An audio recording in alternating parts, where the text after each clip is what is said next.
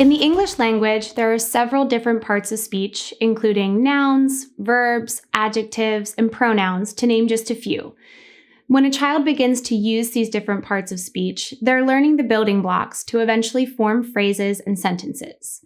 A variety of different types of words in a child's language helps their speech to sound more mature. So today, we're focusing on pronouns, specifically first-person pronouns. These include I, me, we, and us. So let's look at a few of these and cover some of the tips you can use to teach and reinforce these pronouns at home. Kids benefit from our good speech modeling in everyday situations. Children learn by listening to those around them and then imitating their speech patterns.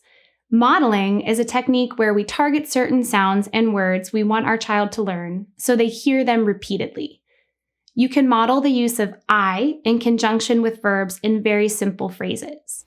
Start by simply narrating your day or activities that you are doing with your child.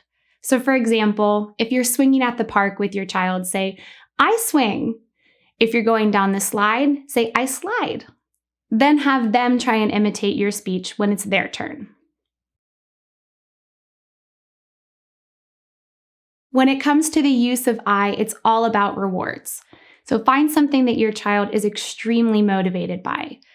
For example, if your child typically tells you cookie to request a cookie, have your child imitate I want or I want cookie.